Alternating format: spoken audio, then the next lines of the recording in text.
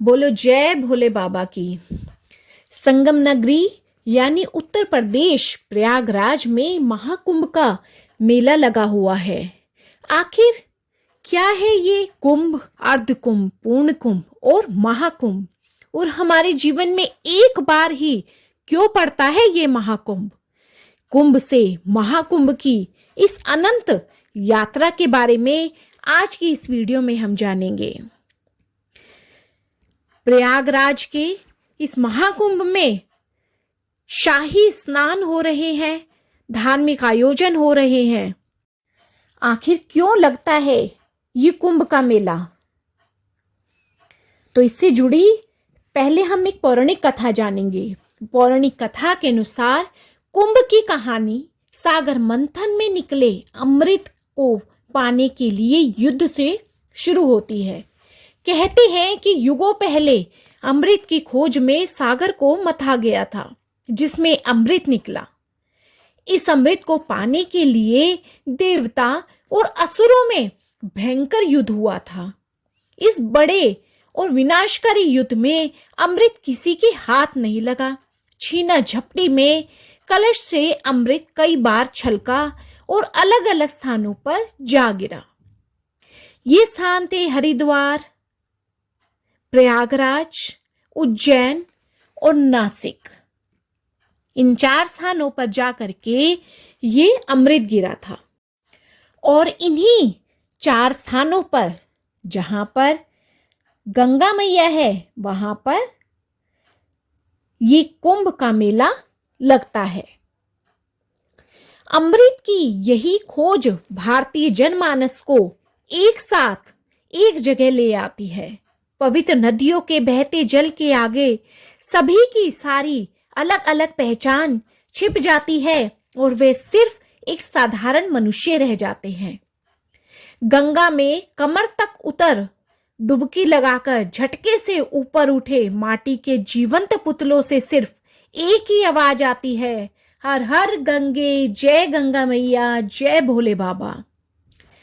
गंगा घाट वह जगह बन जाती है जहां सांसारिकता के सागर का मंथन होता है, और इस मंथन से एकता की भावना का अमृत मिलता है। जिस आयोजन के तहत यह पूरी प्रक्रिया होती है वह महाकुंभ कहलाता है। इस कथा के अनुसार मंथन में अभी अमृत कलश बाहर ही आया था कि इसे लेकर असुरों में होड़ मच गई कि वह इसे देवता से पहले अधिकार में ले लेंगे और पी डालेंगे।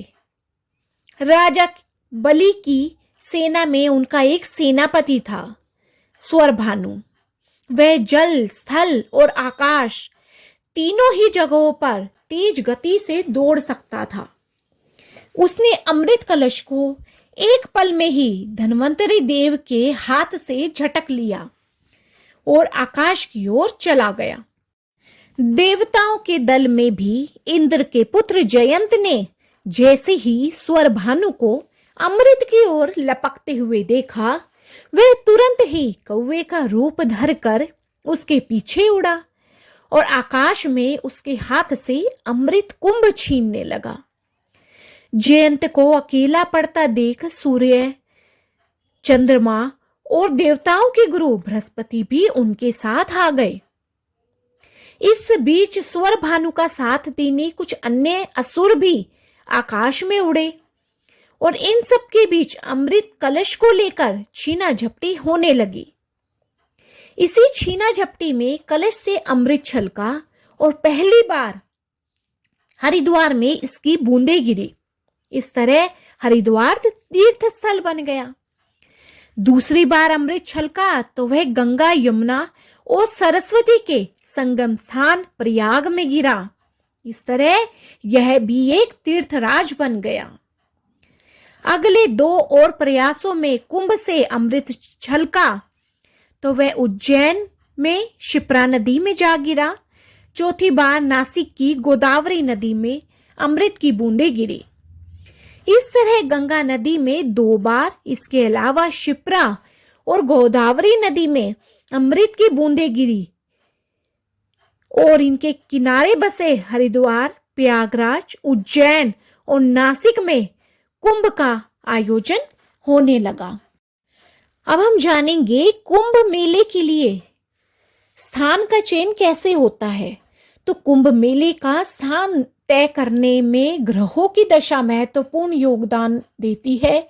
इसमें सूर्य, चंद्रमा और बृहस्पति ग्रहों की स्थिति महत्वपूर्ण होती है।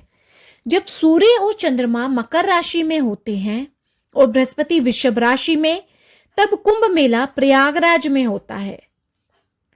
वहीं जब सूर्य मेष राशि में और बृहस्पति कुंभ राशि में होता है तो कुंभ मेला हरिद्वार में होता है। तो इस तरह अलग अलग ग्रहों की स्थिति के हिसाब से ही कुंभ मेले का स्थान का चयन किया जाता है।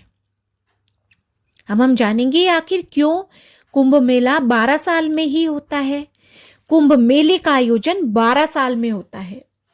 कुंभ के 12 साल में होने का आधार ज्योतिष गणना के साथ साथ पौराणिक कथा भी है। ज्योतिष गणना के अनुसार जब बृहस्पति ग्रह मेष राशि या सिंह राशि में प्रवेश करता है तो सूर्य चंद्रमा की स्थिति विशेष योग बनाती है, तब कुंभ का मेला आयोजित किया जाता है। माना जाता है कि ग्रहों की यह स्थिति 12 पर आती है, इसलिए 12 साल में कुंभ मेले का आयोजन होता है। वहीं पौराणिक कथा के अनुसार सागर मंथन में जब देवता और असुरों में अमृत कलश के लिए युद्ध हुआ, तब इंद्र के बेटे जयंत असुर स्वर भानु से अमृत कलश छीनकर भाग रहे थे। इसके बाद जयंत 12 दिन में स्वर्ग पहुंचे थे। माना जाता है देवताओं का एक दिन मनुष्य के 1 वर्ष के बराबर होता है, इसलिए कुंभ का आयोजन 12 वर्षों में होता है। तो इसका मतलब यह हुआ कि जब जयंत जो कि इंद्र के पुत्र थे वो 12 दिनों में स्वर्ग पहुंचे थे, तो इसलिए 12 वर्षों में कुंभ का आयोजन किया जाता है। अब हम जानेंगे कुंभ और महाकुंभ में क्या अंतर है। आखिर क्यों 144 साल बाद ही आता है महाकुंभ। कुंभ 4 प्रकार के होते हैं: कुंभ, अर्धकुंभ, पूर्ण कुंभ और महाकुंभ।